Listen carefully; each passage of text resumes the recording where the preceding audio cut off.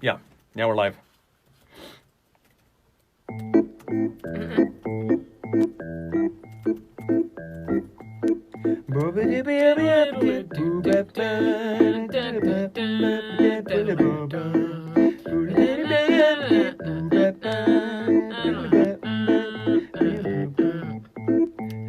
Oh, there's the not the news segment. Check it out.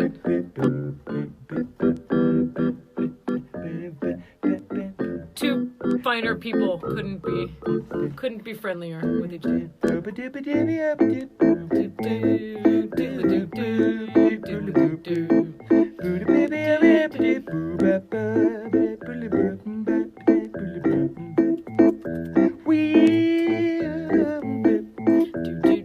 You know what Stan gets, honey? Whatever Stan wants. Whatever Stan wants. Oh, yeah. These are the jokes, people. These are the jokes. Hi, Mary. Hello, gang. We're behind this sign. Yeah. We're over here. Hi, everybody. We're over here. Yeah. So that people don't think this is the real show until the intro starts. We're trying a new thing. Yeah. Because every once in a while we'll see that some new people come and they just see us farting around and they're like, what are these people doing? This is lame. We're leaving. This is ridiculous. This is lame. We're leaving. And so we thought, well, we would just, as we're farting around and kind of, setting everything up. You guys know. You're cool. You guys right? know. So we don't have to explain you guys to you. know. You show up on time. Yeah, You listen to us fart around and look for my computer cable. Which, by the way, I charged my computer today. It's at 98%. That's pretty good, right? That is good. Oh, Carrie wants to know if we have visible farts. That's disturbing. Look, if you have visible farts, see your doctor. You need to go to a doctor, right? Now Ziggy played guitar, jamming good with Will and Gilly and the spiders from Mars. Well, he played that thing left hand, but made it too far. Became that special man, and then we were Ziggy's fans. Ziggy really sang, screwed up eyes and screwed down hairdo, like a cat from Japan. How he could lick on by smiling, he could leave on to hang. He came on so loaded, man, well hung in snow white tan. Okay, should we start the show? Yeah, definitely. The whole crowd is here. The gang's all here. They have their drinks. Hi, everybody. Hi. Everybody liquored up? We ready wait, to do I this? think you should, I'm half in the... Oh, yeah, let's adjust the... there you go, there you go. Are you good? Are you good? Hello, Chris Petzold. All right, should we do Everyone was going to say half in the bag, which is not true. I was half in the screen. Well, we're always half in the bag on this show, you come to expect it. This is how we make the funny. It's one of the ingredients for making the funny, right? Beer and wine. Bob West. No! Yes, we are the Cheers bar of the pandemic. All right, let's do it. It's the only show with Stefan and Lori. And now, here are your hosts, Stefan and Lori. That's right. I'm Stefan. She's Lori. Welcome, everybody, to the only show for Wednesday, April 8th. A day I refuse to call Hump Day because I'm full of irony and piss and vinegar. This is the only show that is on during the pandemic. You are stuck with us, and we couldn't be more grateful. Hello to all of you. We will start, as we always do, with some retractions. I regret subjecting you yet again to my Gilbert Gottfried impression. I have a tick. I can't help myself. And you're going to do it again, are you? No. Oh, okay. No. You're just going to, But I can't guarantee, because he dropped out of the race today, I got one last shot at Sanders, so I might sneak that in at some point. You should just go ahead and do it. Just do it. I might. All right. Fine. What? Do I have food in my teeth? Why are you looking at me like that? No. I'm saying I'm going to wait for the right time. Okay. You look gorgeous. Oh, my gosh. I'm not going to... Okay, here we go. I'm not going to give you any heads up as to when the Sanders is coming. Now, it's just going to... It's going to be Sanders out of left field. And Surprise Sanders! It's surprise... Exactly. Okay.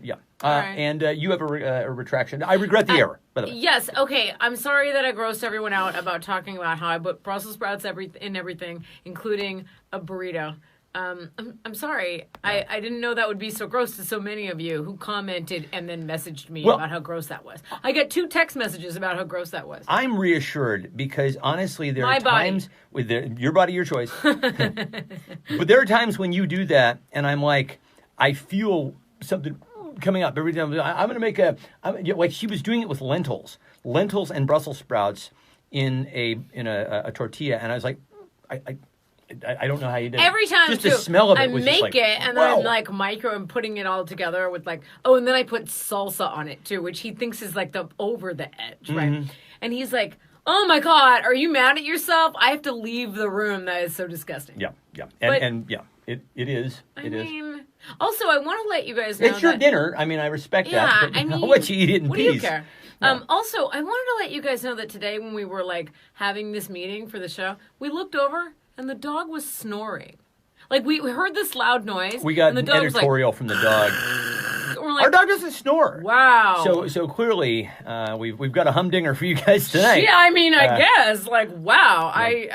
She never offers editorial commentary. So we live next door to one of the most popular bike parks in King County. It's called Duthie Hill Park.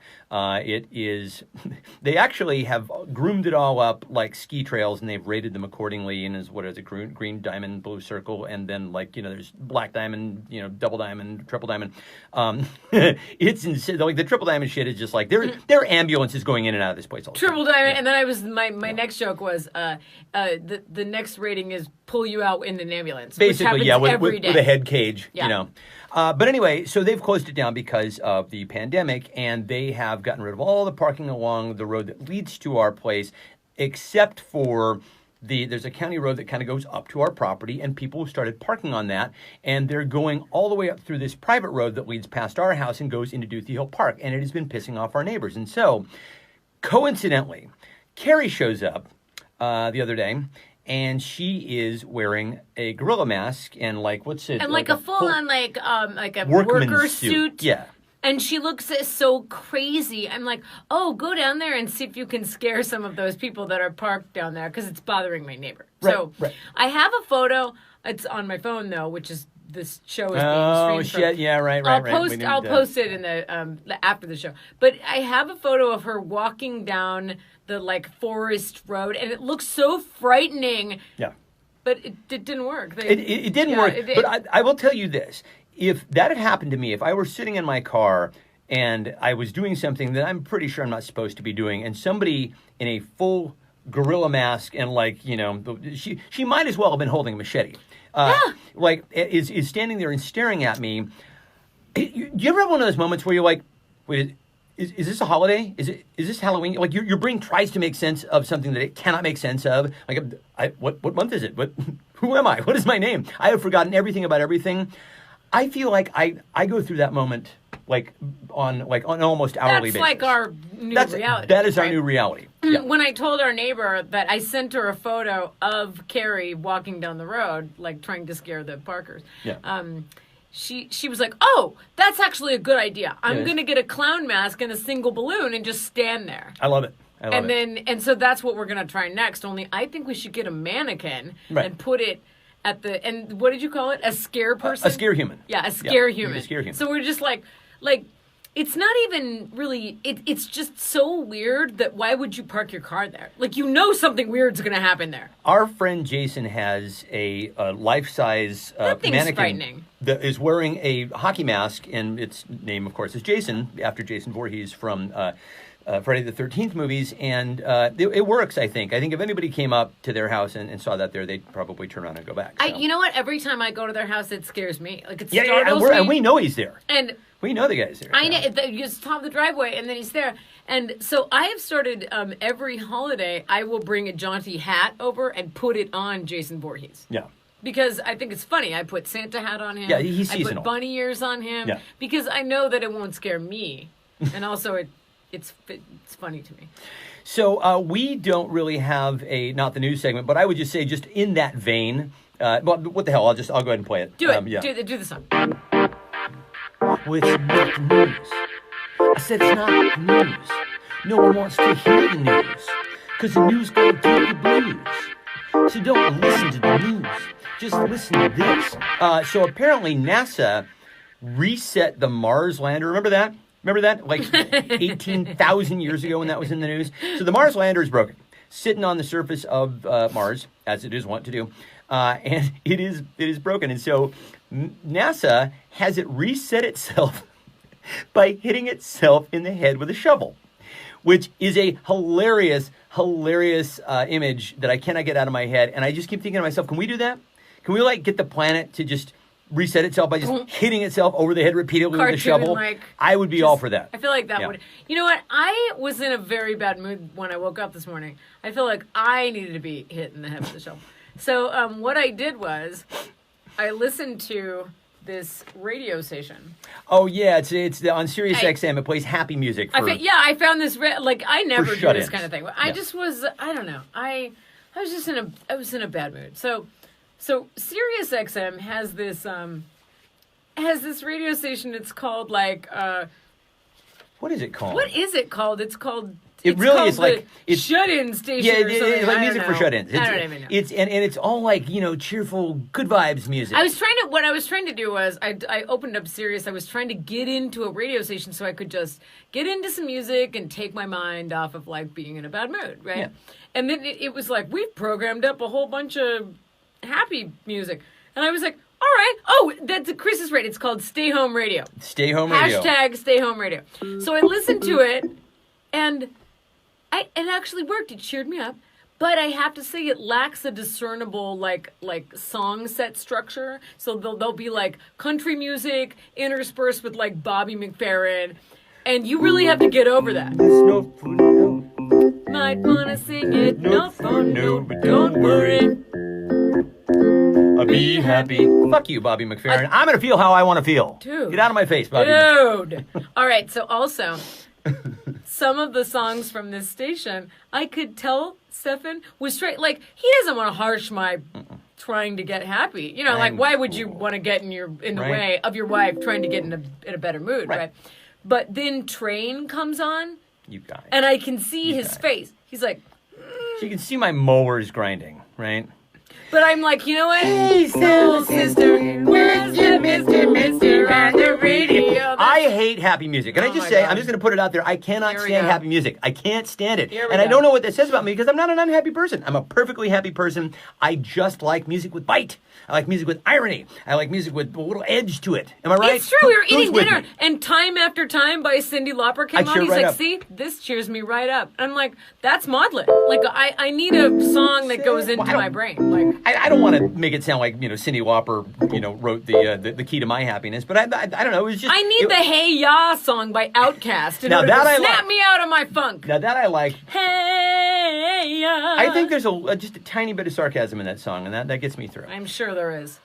So what are we doing here? So, what are we doing here? Actually, first, let me ask you guys, are you happy music fans? Do you like your music with a little bit of edge and irony? Jack Meyerberg says, too damn happy. You like a sad song, Jack Meyerberg. Yeah.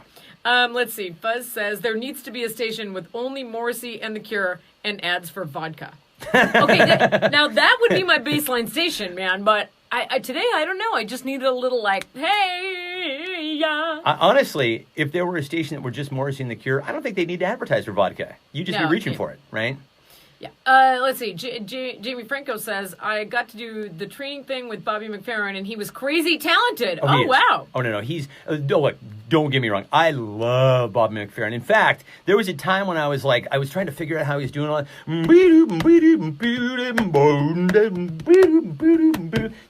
Wow. Before he started doing all the multi-track stuff, it was so cool. And he would do these live performances with... And it's like, I never really got it down, as you can tell. But you guys, I have to ask you a question. I know there's a lot of people with kids. We call them parents. Oh, yes. Watching tonight, and I would like to ask you a question. I saw an ad go by today, and it was for a class where they will teach your middle schooler to beatbox. Intro to beatbox for 10 to 13-year-olds. Now, I understand that you're quarantined at home with your middle schooler. Would you like them to be also beatboxing nonstop? Get them a drum set. Get them a drum set. Sure. Yes. Would you like that? Yeah, would that be good? Or are you going to sign them up for that class? Because that sounds like double quarantine. Absolutely. Get them set up power tools while you're at it. Just really double your fun. So listen, as you guys know, we are the only show, and we were just thinking today about how lucky we are that this pandemic is happening now instead of back in the 80s. You guys! If it had happened back in the 80s, there were only, if you didn't have cable, which we did not, there were only 3 channels and you watched what was on. And in fact, if you grew up where I did, you basically only got one channel, and it was the shitty channel. It was CBS, and you sort of got NBC, and you barely got ABC. What did you get when you were? Oh, we got other people from the desert. What did you get if you didn't pay for cable? I think we got NBC. And like maybe CBS and we got PBS, but we never watched that. But, you don't watch that at night, yeah. So I had a single mom. She was like, no, cable was not on our list. So I had like 2 channels. And when we were kids, you remember, it was like, well, is that on? Well, then too bad. Yeah. Or you could try to record it on the VCR. Yeah, with the remote that was attached to the remote VCR. that was attached, and then the light that was always blinking 12. Just always. Like the people who figured out how to program VCRs to this day remain heroes, and probably have engineering degrees. Strangely, your mom has tech issues, but she could program the hell out of that VCR. I know. She knew how to do that. That was extraordinary. So, like I said, we had one channel with CBS, and we sort of got NBC, and that was the one I really wanted because that was the good one. Like for one thing, it had Late Night with David Letterman, which has long been my favorite late night television show. It had Family Ties. It had The Cosby Show, which was a great show at the time. It was wholesome family entertainment at the time. Featuring the man we all thought of as America's dad at the time. We were so naive back then.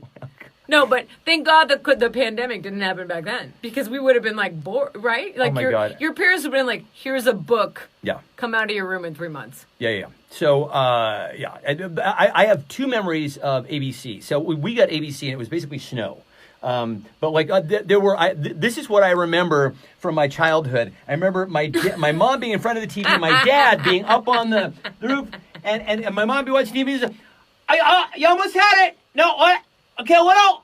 No, go Move back. It more. Whatever you were doing Move before. It more. What? Just. Yep. Well, yep. I can't do it. I just opened. I can't tell what you're saying. So that was how we said. Did you put tinfoil on the rabbit ears? No, this was on the roof. No, I'm saying, but did you also have the rabbit ears on the you'd TV? Have to, I don't remember any tinfoil. You'd have to ask my dad. We had that, and we put the tinfoil on the rabbit ears. So here are 2 very distinct memories that I have from trying to watch ABC. So first of all, Monday Night Football started in the 1970s, and I remember watching this with my dad on the couch, and we really couldn't make out the game. But the funniest part was watching, because you remember like the original lineup, it was like Gifford, Dandy Don, turn out the lights, the party's over, and Howard Cosell. And Howard Cosell would get... with the toupee that used oh my God, just up. literally in a strong breeze. It was just like bleep.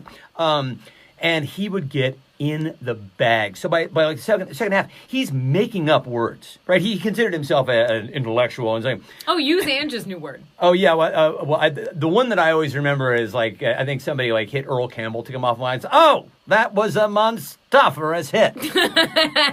This is Howard Cosell. This is Howard Cosell. Yeah. What was Ange's word we were going to try and popularize? Fabtastic. Was it Fabtastic? Fabtastic. It was fabtastic because she's like, you combine 2 words to say portmanteau, if you will. So I thought that would be funny in the Cosell voice. Go ahead. Oh, that was fabtastic. Absolutely. I'm trying to think of what he would say would be fabtastic. I'm sure it would have something to do with the cheerleaders. Exactly. It was a different time. It was a less subtle time. But in any case, so TV was absolutely terrible in the 1980s. I will guarantee you that, with the exception of 1 or 2 shows, your favorite TV show is bad. If you have a favorite TV show from the 1980s, because we didn't watch TV, we put up with TV. That's right. Yeah. And also, we didn't have the choice that the kids today have and that we all have today. Right. And also, we had bad judgment because we were kids with limited options. That's right. Yeah. So today we were going over a list of TV shows that we watched when we were kids. Or like, okay, so now we have to establish Stefan's 5 years older than me. 51. So sometimes he'll make a reference and I'll be like, oh, I'm sorry, that's before my time. Yeah.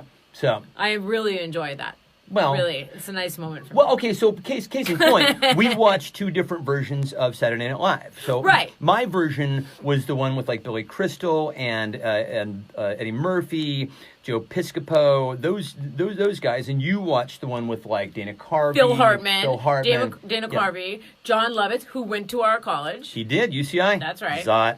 Mike Myers. Oh my God, so funny. Every week, that was like my jam. That was my favorite show, and my friends and I would be quoting it like into the week. Yeah. Are any of my theater friends here? Maybe not. So, they have lives still. So we just put into the comments what your favorite TV shows from like the 70s and 80s were.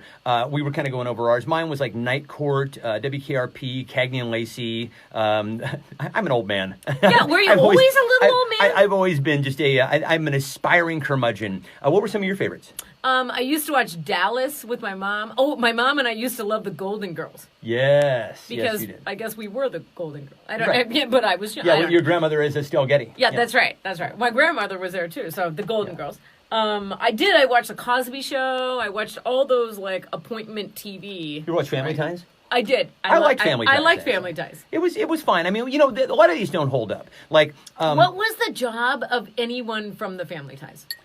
God, they were liberals. What I don't know. What was their job? I want to say that the Michael Gross Michael character, and Elise Keaton. So the Michael Gross character was like probably a professor in environmental law or some shit. They were very idealistic, which made for when Alex B. Keaton would come in with like a signed picture from Richard Nixon and whatever. That was when being a Republican was funny. So anyway, we were trying to group some of the shows together. Like, so you remember all the unexplained orphan shows from the 80s? This is my contention. Yeah. So like Different Strokes. I watched more of these shows than you. Well, I remember them. I certainly know the idioms. So Different Strokes, Punky Brewster, Webster, Small Wonder. What was going on here? Okay, here's the thing, and I really wonder if you guys remember this. Remember these shows, and why did we never question why a social worker never came by to see how the kids were doing? No oversight at all? Right? Like, I can name, like, that's 4 shows at least where, like, a guy that's not related, a person that's not related at all to the people, just take, like, Punky Brewster, was she related to that guy at all? I don't know. Didn't she meet him in the grocery store, and then she just moved in with him? And how was that allowed? I don't know. That absolutely screamed, visitation from, social. Nobody from services. CPS is involved in any of these shows. I don't know. Okay, so that's fine. World don't move To the beat of just one drum. What might drive you? My contention is that America just couldn't get enough of wisecracking kids with pituitary problems because they just kept making show after show. I also wonder, I don't know if you guys ever watched Small Wonder where they had that robot kid. Yeah. Didn't the neighbors ever be like, hey, where'd you get that kid? Like, I mean, I know some of the jokes were about trying to convince everyone she wasn't a robot, and that's fine, but where did they get that kid? What we're saying, again, is that television was terrible in the 80s. It was just god-awful. There was no Breaking Bad when we were growing up. I was thinking about how I used to watch The Dukes of Hazzard. Now, that is an absolute travesty of a show. It is pure garbage from beginning to end, unless you are an 8-year-old or to 12-year-old boy, in which case it is written for you. It is about your experience. It is the inflection point between childhood and adolescence. So, follow me here. Right, so the Dukes are referred to as boys, but they're actually grown up, right? So they can drive cars and do adult shit, but with no adult responsibility. Neither of them have any jobs, right? Right, and they got in. They didn't play by anybody's rules, right? They're like jumping their fucking car over jumps, and they're getting in sideways and scooting across the I don't know, were they moonshine runners? I have no idea. And then they had to dive in the window. I believe this is all every boy's fantasy. It represents the triumph of chaos rebellion over authority. And Boss Hogg and Roscoe P. Coltrane represent authority / your stupid parents, right? Not mine, not you guys, not you, mom and dad. No. I'm saying in general. And they always got bested, right? Gick. I'm going to get them Duke boys. And he never did. That's right. Roscoe P. Coltrane never got them Duke boys. And that is also every kid's fantasy.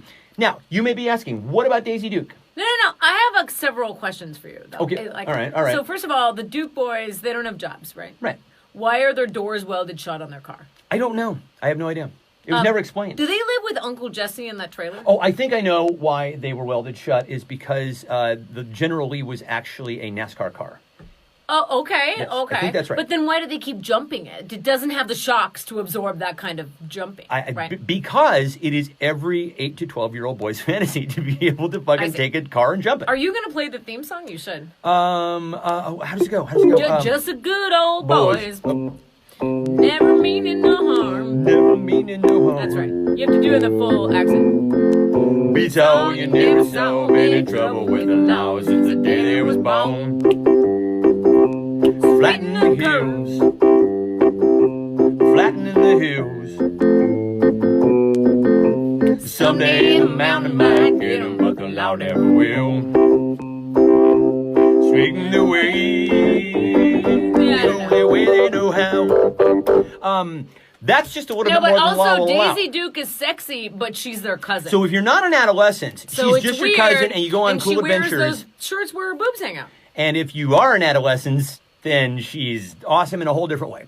But she's their cousin. Right. Well, yeah, but it's the South. I don't know. I that's the one part that I'm just going to have to give them a mulligan on and just say that's the South, and they do things differently there. You know, I'm from the South. You're not really from the South. Let's just. I think you were born in the South, and your mother got you the fuck out of there as quickly as possible. I mean, I was born on an army base. Exactly. In Kentucky. Yeah. And then I lived in the South until I was 8 years old. And my dad lives in Kentucky to this day. And he thinks it's hilarious. Hi, Dad. Hi. Anyway, hi, Dad. Hello, Ken. How are you, man? He thinks it's so funny to be like, you're the only native Kentucky. And so I've never, yeah. She does not cotton to that. Yeah. So as you were just hearing when we played that is one of those songs that has the plot in the theme song has the plot to the entire show. You don't even have to watch the pilot to get it, right? You know, these good old boys never mean no harm. Beats all you never saw them in trouble. So they tell the whole fucking story. So all you need to do is just take this out and tune in. Oh wait, should we take a break because people are really talking about the shows, right? Well, yeah, because we've got a little theme medley going on next. Yeah. So We're gonna start singing. what are some of the People favorite are like, shows that people are talking about? Don't start singing. Okay, so Carrie Atwood and her sister Christy. Hi, Christy. Hello, Christy. They want us to know that Daisy Duke is from their hometown. Is that in Ohio? You mean the character, or no? you Catherine mean Bach, Catherine Bach? I think. Okay, Yeah. all right. So Very anyway, cool. Bob West wants us to know that Smokey and the Bandit was the inspiration for the Dukes of Hazzard and was so much better. That's fascinating. That is fascinating. That was another one of those cultural moments that was absolutely made for 8 to 12-year-old boys. Those Smokey and the Bandit movies were No, totally. Yeah, exactly. What else we got? So, Jack Meyerberg wants to know how we remembered all of the lyrics from the Dukes of Hazzard theme song, and we are freaks. We remember a lot of I watched that show. lyrics. Well, we got more coming for you. Don't you worry. So let's see. Daisy Dukes. TV was horrible in the 1980s. M would like to know what the fuck was going on in the 1980s. Like, the past sounds weird. We got complacent. She's 18. We got complacent like to back know in the what was 1980s. People got kind of lazy, and we had a really good run in the 1970s as far as culture went. We were at the very tail end of postmodernism. The 1970s brought us some of the finest films that Americans have ever made. The late 1960s to the mid-1970s This is a good analysis. brought absolutely some of the best postmodern literature that this country has ever produced. True. Television was also better in very particular ways. Norman Lear produced some extraordinary television, some of which would not even be allowed on television today. It was that cutting edge. Yes. And then we fell apart and started making shows about talking cars and fucking... Ooh, that was a good show, too. Yeah. Dun, dun. But anyway, the real reason I paused and I rolled back all the comments was because Carrie, my sister, says, what about My Two Dads? Who is the dad in My Two Dads? We had this discussion earlier today, and he was like, I've never heard of that show. I've heard of it, What I've is never that watched show? it. I don't know that show. And I'm like, oh, it's a show based on the premise that a woman had sex with the two guys in the same week. And then 15 years goes by. And then a girl show, and then those guys are roommates for some reason. Roommates or roommate? I don't know. And nobody knows which one of them is the dad. So they just raise the kid together. My Two Dads. Now... TV in the 80s. If you reverse about 15... Your mom's like, I watched that show. All right, very cool. Hi, Mom. Hi, Dad. If you reverse about... Oh, Blossom. That was a good show, too. If you reverse about 20 years, so now you've got this whole setup where, like, you know, two guys boned down with one chick and they had a kid, and who knows, so we're all going to live together. Guess what the opposite of that was? Are you with me? Here's a story of a lovely lady Who was living with a very lovely girls. all of them had hair of gold, like their mother, the youngest one in pearls. And then one day when the lady met this fella, and they knew that there was much more than a hunch. You guys should be singing, All the too. clues If you're not, I'm sad. From a family, that's the way they they all became the Brady Bunch. That is not the way they became the Brady Bunch. Now, divorce was not talked about on television. They were both widowers because we know that nobody got divorced in 1968. But they had right? kids that were the exact same age, and they seemed to be very familiar with each other. I'm saying this is a strangers on a train moment, where they planned this and they killed each other's spouses. I think strychnine is involved That's right. in this story. So That's that right. takes the gloss. They both made it off look of like an that little accident, and then fantasy. they married, and they had... But that's another one where you literally can just be like, nope, I'm not going to need this for a little while. I'll just listen to the opening theme song, and they'll tell me everything that I need to know. Well, we went over different strokes. So that's like, the world don't move to the beat of just one drum. What might be right for you may not be right for some. A man is born, he's a man of means. Then along come two, they got nothing but the genes. No, wait a second. Hold on. Wait a second. Earlier today, we were singing this song, and I said nothing but their genes, and he's like, no, it's nothing but the genes. I thought they meant genetically related. They're brothers, That's and I what was like, thought. no, So it's nothing. They have nothing but their clothes. They have nothing but their genes, and I'm like, Right. okay, no, scratch. Like if I were, and then he got all upset. I did. I'm like, that is the stupidest fucking lyric. I cannot believe that it's that fucking dumb. I cannot believe it. But then again, it was the 80s. So there you go. Did you guys think it was nothing but the genes, like they were brothers, or nothing but their genes, like the clothes on their backs? And I don't know if these two things And are also, related. nobody, those kids didn't have any cousins or aunties or anybody. They had to go live with Mr. Drummond. Honey, they had nothing but their genes. Okay. Yeah. That's fine. I don't know. They just magically appeared someplace. I'll accept the premise. But what? Okay, For so TV purposes. since we're talking about that show, why did all the kids wind up either dead or in prison on that show? Oh, it's me. Seriously, like they all, like Dana Plato went on like a 3-state killing spree, and then so did Todd, what's his face? And what are you talking about, Willis? Actually, I saw Gary Coleman. This is absolutely true. I saw Gary Coleman when I was living in Burbank. He was working at a car lot. I believe it was a Chevy dealership, and he had to use a stepladder to get into his truck.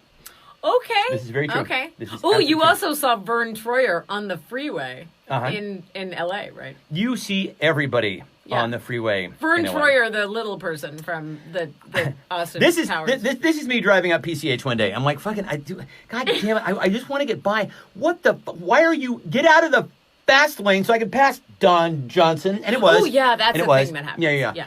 Quite often. So here's another one. So just sit right back and you hear a tale of a grateful ship that put in for the traffic port aboard this tiny ship. The ship that sound of the passengers set sail that day on a 3-hour tour. A 3-hour tour. Now hold on. Yeah. For one thing, why did the millionaire and his wife go on the dinghy that basically is the tiny boat with a 3-hour tour with the movie star and the other poor people? And I don't why understand. and why did the Howells pack so much shit? Why can't they charter so a much yacht shit. and go like going Right. around? Like that doesn't make sense for them to be in there. None of it. Well, I mean, we're suspending a lot of disbelief. Oh, over this whole would be a thing good anyway. time for your Sanders reference because they're rich and they need to redistribute their wealth. They're out there trying to redistribute their wealth. But what in fact they are doing is actually keeping the situation down where it is. Because what you have is a small dinghy boat. That's it. Now, That was me pimping you for your impression. totally pimp me for my Sanders. Sorry. Now, if you watch the opening sequence and you've lived in Los Angeles, you will recognize the marina, the marina from Marina Right. Del Rey. They leave from Marina Del Rey, okay? Two things. 3 hours from Marina Del Rey? Yeah, there is no uncharted desert island 3 hours from Marina Del Rey No. in any direction. I can tell you that Now for a this fact. is us nitpicking because we're from California, but when that's your exterior shot, when you don't even go somewhere to shoot the exterior, we're gonna pick on you, Yeah, right? absolutely. So basically, if you go from Marina Del Rey and you get in a storm, you might wash up in Catalina, and there's a ferry from there too. So Come on. stop crying. No, it's horseshit. No, so- no, you're exactly right. Well, let me tell you a story about a man named Jim. I never watched this show. Poor mountaineer barely kept his family fed. And then one day he was shooting at some food, and up through the ground came a bubbling crude. Oil, that is. Texas tea. Well, next thing you know, old Jed's a millionaire. Kinfolk said, Jed, move away from there. No, they did not. No, they didn't. They said, now you're rich. God damn it. Now, You you're know more... what, got an You're my idea. third cousin / brother-in-law. Now, I got this idea. Now, you know this, Jeb. You know I got this idea, right, for this tire store I've been meaning to open up. Now, I'm just thinking now I'm just saying. Now, we're kin and all. Now, you can give me some of that money. I got a lot of debts I need you to settle up for me because now you got the oil from the... Kinfolk did not say move away from there. Kinfolks never said move to Fucking Beverly wait. Hills. That's never happened. Also, they packed up that stupid fucking jalopy to move it across the country. Why didn't they buy a better car Buy a where van, they were? at the very least. Did they not have a nice car in their town to buy? That's stupid. Stupid. And they put... Is that the one where... I never watched the show, but is that the one where they put the grandma on the top? Yes, it is. It's totally unsafe. Yeah, it's basically... No helmet or anything? Yeah, no, the whole thing is the Jode family. They're rich now. It's the ultimate fish out of water story. Okay, and I get whatever. it. And how they're still hillbillies even when they get to Beverly Hills, but I just don't buy it. Why don't they buy nice things? A fish don't fight in the kitchen. A beans don't burn on the grill. I took a whole lot of terrain just to get up that hill. Now we're up in the big leagues, getting our turn at bat. Long me live, you and me, baby. Ain't nothing wrong with that. We're moving on up to the east side, to a deluxe apartment in the sky. Moving on up to the east side. We finally got a piece of the pie. Okay, you know what? I wish that theme song, because that's a very narrative-based theme song, Yes. right? About how the Jeffersons got out of their neighborhood in Queens. And by the way, did you know that the Jeffersons were the next-door neighbors of Archie Bunker? Yes, it was a in the spin-off Archie from All in Bunker the Family. show. It was a spin-off. And I think that there should have been more made of the fact that they made it and moved away from their racist neighbor. Well, that was the whole conceit, and I think that... I know, but not enough people know that. That's a big deal. I honestly think that Norman Lear was trying to pay penance for Sanford and Son. Yeah. Sanford and Son was an insanely racist show. I'm sorry, I loved Red Fox, but I can't even. I was going to do my impression, but everything about that show is just extraordinarily racist. But I will say, if you wake up with the weird song in your head, please just go over to YouTube and listen to the theme song from Sanford and Son, because that will clear it right out. One other narrative theme song is one that you know by heart. It is the Fresh Prince of Bel-Air. Okay, join me, everyone.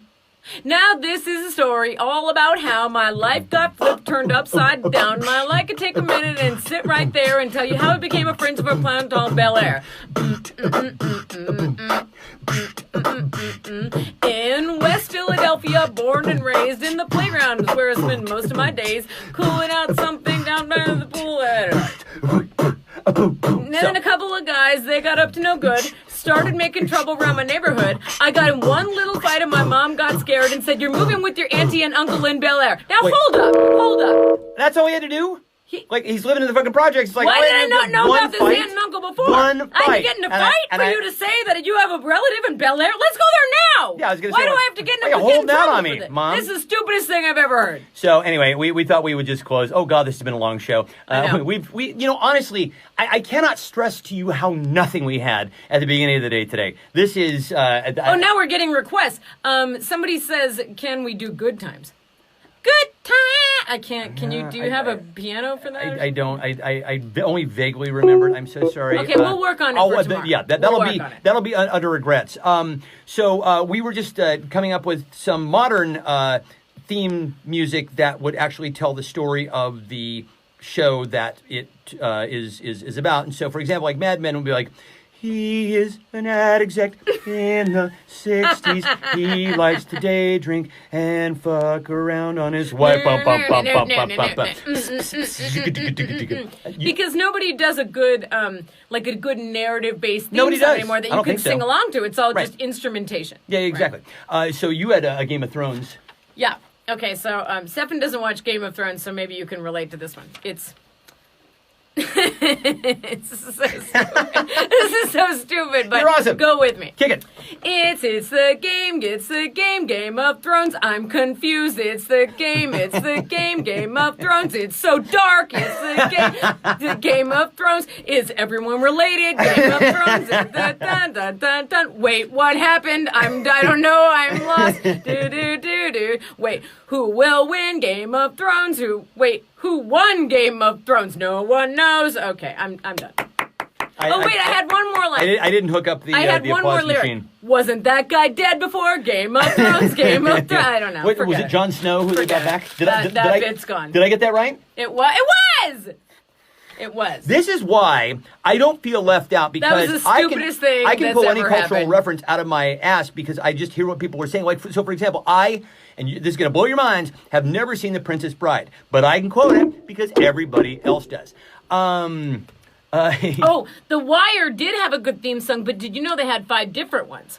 Yes. Because they had a really popular song for every single... It was a Tom Waits song. Yeah, it was a Tom Waits song, but it was recorded by a different artist. Including the Blind Boys of Alabama. And Steve Earle. Yes. Oh my gosh, we have a whole different story We about love Steve Earle, but oh he's a legendary asshole. Yeah. Here's the show we all watched to pretend George W. Bush wasn't president, with a lot of scenes where people walk and talk because Aaron Sorkin liked it that way. Ba-da-dum. That was the West Wing. I don't know if we... Yeah. I was talking when he said West Wing, so maybe you didn't. Here's the story of a guy named Walter who had inoperable lung cancer. To provide for his family, he started making meth. That's all I had on that one. Did you guys know, before we sign off here... No, I had a second lyric for that. Then one day there was this guy named Jesse Pinkman, and all he knew how to say was bitch. And then I had a whole rhyme that didn't work, so whatever, I threw it out. The other thing that I will say, Em, since you're listening, is in the 1980s, in a time called the 1980s, there was a show called MASH, and it was always on. At 11 o'clock. Always on. Like, television, like, literally always on. Like, you would go to, like, let's say you cut your finger or whatever, and you go to the emergency room, and you're waiting in the emergency room, and it's fucking MASH. And then, like, you go home, and you're like, oh, I'm just going to take something. I really hurt, so I'm going to ice my finger. And you turn on the TV, and it's fucking MASH. It's MASH. The MASH was always on. Were there 1,000 episodes of MASH? It felt like it. And I liked MASH, but it went on forever. All right, so listen, you guys, we've gone way over time. I know I've gone past my dad's bedtime. I just want to say a special hello to both my parents. I love you guys so much. If you want to watch the show live, friend Lori on Facebook, Lori Colwell, Cuellwell. Shall I got anything else before I play them out? Well, I don't know. Did you guys have any more requests? Let's see. I may or may not be able to honor your request. Yeah. Let's see. The MASH finale was good, Ange. You are right. It was. It was a very good finale. Yeah. I cried. It was a damn good finale. Yeah. We should have a whole show on finales, like bad finales, good finales. I think we've got an idea for tomorrow. Oh yeah. Well, we need submit all your segment By the ideas. way, you guys, do you guys have show ideas? You got show ideas? Do you have segment ideas? We're doing this thing while you're all shut in. We'll sing the whole show if you don't give us an idea. As you've seen, we're going to sit here and just sing all night long. All right, so I think we're going to sign off. Yeah. All right, I think so. Okay, so it goes like this. Hey everybody, have you heard the news? It's the only show tonight. Shooting the shit with Stephen and Lori, it's gonna be out of sight. We're talking about COVID and being shut in with this or that and MacGyvering. Yeah, hey everybody, it's Stephen and Lori tonight. And nothing but their jeans. And we had nothing but our jeans. Nothing but our jeans. Stupidest lyric ever. All right, love you guys. Good night. Bye.